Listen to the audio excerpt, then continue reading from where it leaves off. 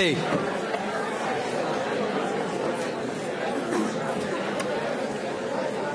like to reconvene.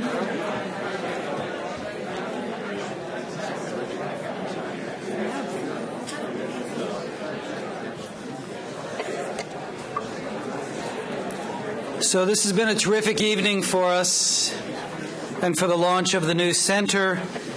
We had the governors here before, and we have wonderful guests with us now, EPA Administrator Jackson and CEQ Chairwoman Sutley, who you'll hear from in a few moments. It's my pleasure first to introduce Stuart Hudson of the Tremaine Family Foundation, who will say a few words about the foundation's support for the Climate Center. Stuart? Okay, first things first. I'd like to say thank you to all of you and to the folks who have come here tonight to help us celebrate this opening on behalf of the Tremaine family. I work for the Tremaine family. They're our board. Second thing, how many of you are law students? Hold up your hands. Oh, fantastic. You guys are really lucky. This is great. And I'll tell you why you're lucky. Because this is a really unprecedented, amazing, historical time where your skills are going to be much needed. So roll up your sleeves, hang in there. There's going to be a lot of excitement in this town and in this country as we move forward on these issues. It also allows me to say how grateful we are that we've been able to affiliate with Georgetown Law Center. It was not something that I had imagined when we were first funding this project, but what a blessing it has been. So thanks to all of you at Georgetown who have joined with us in this. Tom Peterson, the management guru you sometimes read, or Tom Peters. Sorry, I got it wrong. That's Tom Peterson. He's a management guru too. The other management guru. His last book, I think, was very nice. It said, "Hire good people." That I can remember. So we're extremely blessed that Vicki has been able to become our executive director.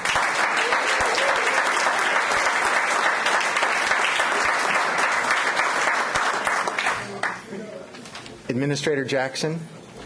And Nancy, I got to say, is it Commissioner? Chairwoman. Chairperson. Chairwoman. We've got some great people who are our friends here in Washington.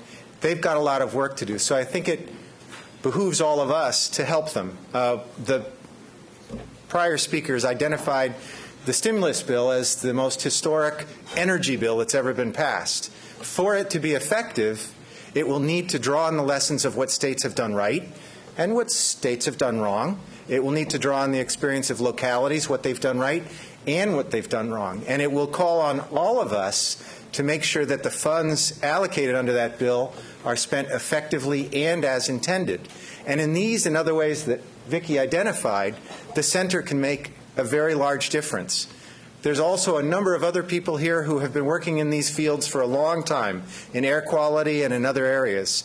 And so again, thanks to you in advance, because I'm sure that Vicki will be needing your help, as will all of us, to make the center work, and more importantly, to bring states, localities, and the federal government together in a partnership where we can finally address this issue in a way that befits our status as Americans. Thank you.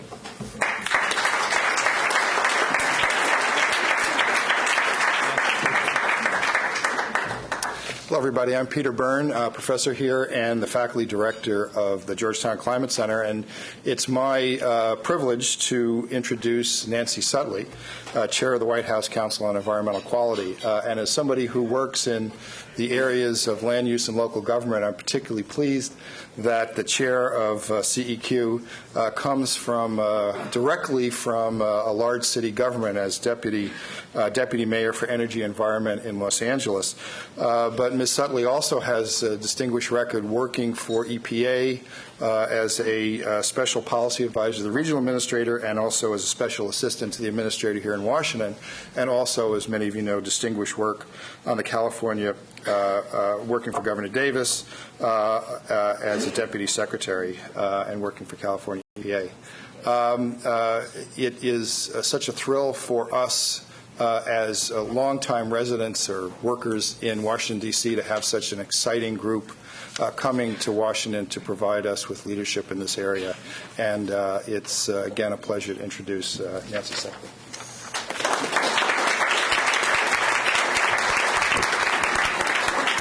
Thank you, Peter, and thank you, Vicki, for the invitation. I'm very pleased to be here and very pleased to be joined by my colleague and friend Lisa Jackson.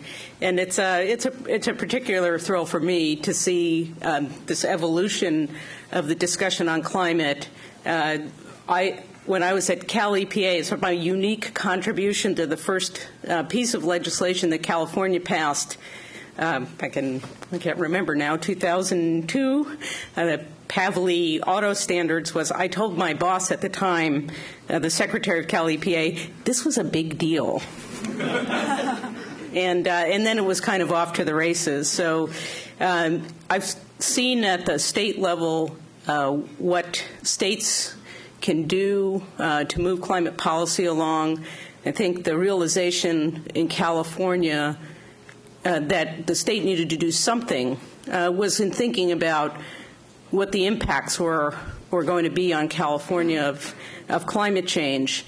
And then when I went to the city of Los Angeles, my now former boss, Mayor Antonio Villaraigosa, committed himself to making Los Angeles the greenest big city in America. And before you snicker, it was really out of a belief that these are pressing problems that local governments need to solve. So whether it's increased incidents of wildfires, wildfire season in Southern California is now year-round. It's not just when it doesn't rain.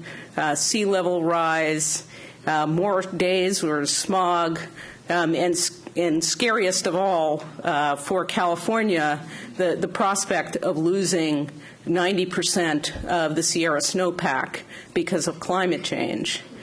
So California and other states, took up the mantle when there wasn't that much going on in Washington, and local governments around the nation, something like, I think, 900 mayors have signed on to the U.S. Conference of Mayors Climate Pledge, really taken up this issue. And so coming back here to Washington, I've been gone 13 years, I come back with a renewed vigor and having learned about how states and local government and the federal government, if they're all rowing in the right direction, the same direction, can work together to really, literally change the world. So I just want to say to Georgetown and to the supporters of this great new center, yay. This is terrific. I think we've all been given the charge by the president, to try to make a cleaner future for all Americans. And I know you heard earlier about how important the recovery package is, how it is an unprecedented investment in clean energy and in cleaning up our nation. So we have a lot to look forward to and a lot that we can work on together. And so thank you very much for the invitation to be here, and I look forward to spending more time with all of you. Thank you.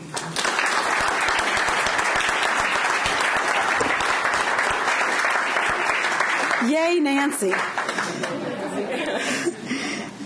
Thank you so much. Before I introduce Administrator Lisa Jackson, I just wanted to acknowledge the support of so many state-level cabinet officials that helped to make the center possible. You heard some of the background from before I was involved from Michael Northrup of Rockefeller Brothers Fund earlier. And really, a number of state officials have made this possible, and many of them, unfortunately, have to be here more in spirit than in reality because of either budget constraints or legislative hearings that they're involved in. But I have seen around the room, and hopefully they're still here and can wave, Commissioner Lori Burt of Massachusetts Department of Environmental Protection. Where are you, Lori? Secretary Paula Hammond of Washington's Department of Transportation, and Secretary Mike Chrisman of California's Natural Resources Agency. So thank you all for being here. And if I've missed anyone, I really apologize. Please let us know if you're here. And now I get to introduce Lisa Jackson, and I've really been looking forward to this. As EPA's administrator, Lisa Jackson leads a staff of approximately 18,000 professionals dedicated to protecting public health and the environment of all Americans. She was nominated to lead the agency by President Barack Obama, I like hearing that, on December 15, 2008, and confirmed by the Senate on January 23, 2009. She is the first African American to serve in this position. Administrator Jackson lists among her priorities reducing greenhouse gas emissions.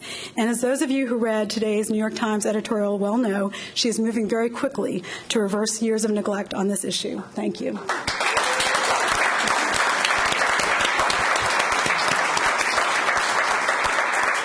Before becoming EPA's administrator, Jackson served as Chief of Staff to New Jersey Governor John Corzine, and prior to that, she was the Commissioner of the state's Department of Environmental Protection. While Commissioner, she was known for her advocacy on reducing greenhouse gases, aggressively controlling pollution, having an open and honest dialogue with stakeholders, and ensuring that underserved communities received fair environmental protection under the law. Prior to joining DEP, she worked for 16 years as an employee of U.S. EPA, initially at its headquarters here in Washington and later at a regional office in New York City, where she helped direct the region's enforcement program. Governor Corzine said after her confirmation to head EPA, quote, "The American people have gained a tireless public servant and a tenacious guardian of the environment." Administrator Jackson is a summa cum laude graduate of Tulane University's School of Chemical Engineering and earned a master's degree in chemical engineering from Princeton. But I'm really proud because, like me, she is from New Orleans, Louisiana. She spent many years there. She was born in Pennsylvania, I guess, but we take credit for her, Don Bosch and I and John Glenn and the other New Orleanians who are here. And it's one of the many reasons that I'm so proud to have her here and to introduce her to you tonight. Lisa.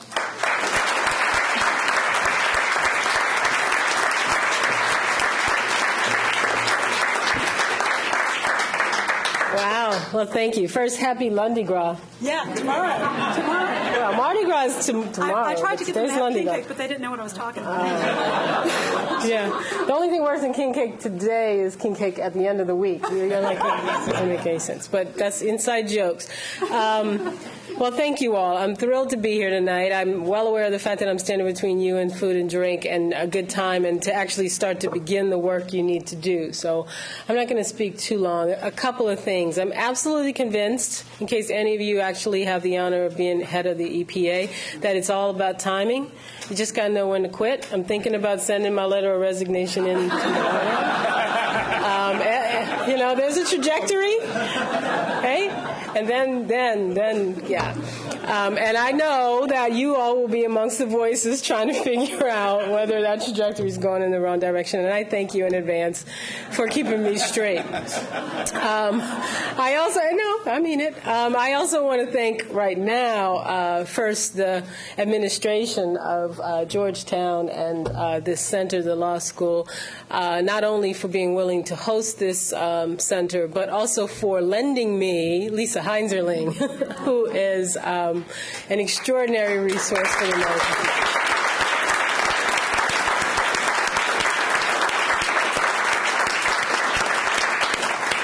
Boy, is she smart. If you're a law student, I actually feel bad because I should apologize for depriving you of the ability to take a class from her, but perhaps you will feel comforted to know that she is already having an extraordinary impact in making public policy that serves all of us in this country and indeed the world, so I thank her for that. I want to thank your funders who I was making jokes about, sitting around and realizing that this made sense to do and how auspicious a time to be rolling it out and how auspicious a time to be saying that, gee, maybe states have something to say on the issue of climate change. Having come from a state, obviously I have my own opinions about that and I promise not to be shy about them. I happen to work for a governor who had very strong opinions on a lot of issues having to do with climate change. And obviously, I now, as I've said many times, represent the entire country and all of the governors and the panoply of ideas and thoughts and stakeholders who want to be heard on this issue. But states have a very peculiar and particular and important voice on these issues, first and foremost because you live it. You live, I'm sure you heard from the governors earlier, as we heard on Saturday at the NGA from leadership governors, not advocacy, understanding and experience on these issues. Understanding because they're already doing it. And that's the kind of experience that also will forge great public policy. Having a center like this, having the forethought to do it, gives a nice place for those ideas to come together, be magnified, be given voice to, and a resource. I'm really here to thank you in advance tonight for all the times you're going to save me. I'm not kidding. To thank you for all the times you'll have information or data that we don't have, for all the times you'll be advocating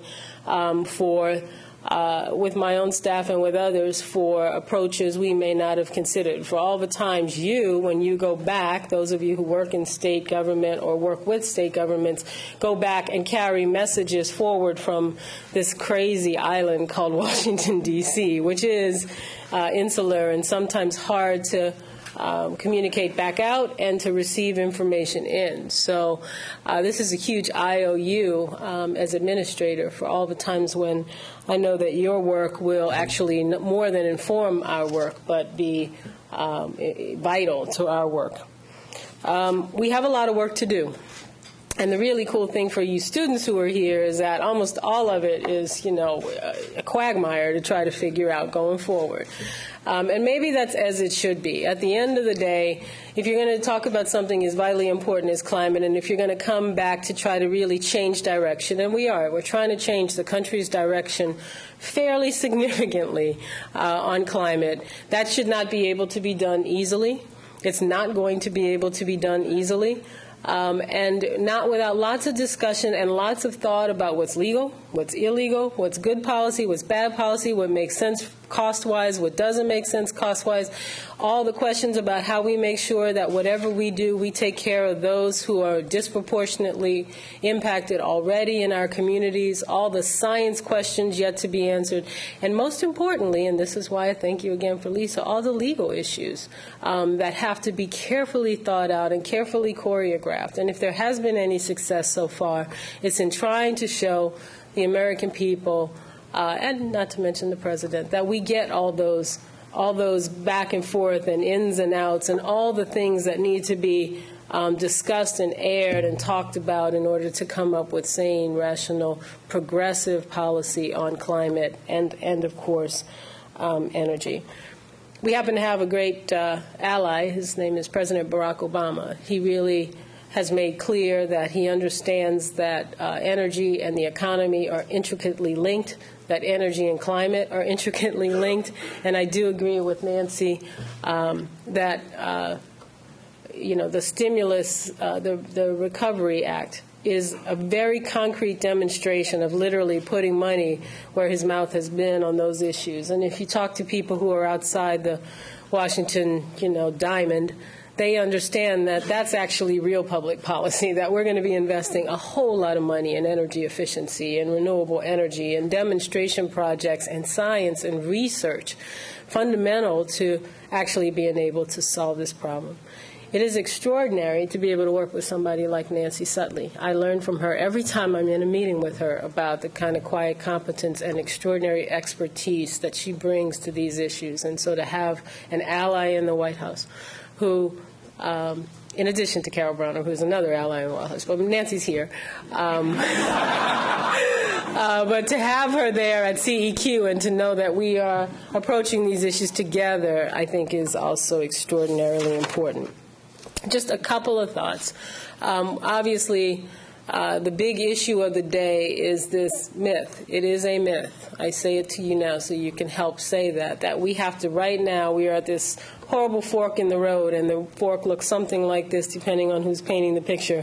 EPA will regulate cows, Dunkin' Donuts, Pizza Huts, your lawnmower, and baby bottles. I haven't figured out why baby bottles yet, but probably baby bottles. Just throw it in there. Somebody said to me today, kittens. I like that one. And it's overzealous and somehow misguided and somehow, strange unfurling of regulatory might that will happen any second now because nobody's putting the brakes on EPA. And climate legislation that there aren't enough votes to get, that people are ready to decimate. Somewhere here is David McIntosh. If I was yanking his chain, I would say, like that crazy Lieberman-Warner bill. So here we are at this fork, this untenable position on climate. It is not true. I do not see that, and I have not been made to see it. I think that we are doing everything we can to turn the ship and to explain to people that we understand that the issues of climate, energy, economy, the international stage are all very much related. EPA does have regulatory might. That's exactly what it should have. It is at its heart a regulatory agency. But it also will quickly become irrelevant if it is not shown to be listening, to be a laboratory where good ideas move forward, an advocate, and, yes, at the end of the day, a place where we can find the balance that makes good public policy that addresses, first and foremost, the issue of climate change. We can't lose that, but also addresses people's real fear about what this will cost them, how much it will cost every day in their electric bill, or what it will cost them in jobs or competitiveness, or what it will cost in terms of a move to a new energy economy for the current energy economy. We have all that work to do, and I look forward to doing it with you and with those who aren't here in the room. If I have one plea, it's that you constantly work to be a center that has as one of its fundamental strengths the fact that it is based at a university with young people who are innovative and eager and ready to ride this wave of this international phenomena on energy and climate. Please, please, please, key to this. Somebody said to me the other day, what's funny is that at the end of the day, I think it was Dave McIntosh, call him out, we're really talking about this generation or next, but the next generation has most assuredly spoken. So I would hope that we would be able to demonstrate to them that we can do it too. But please make sure that in harnessing the states, you harness the young folk, because we are going to need their momentum to drive this engine of change. Thank you so much for having me here.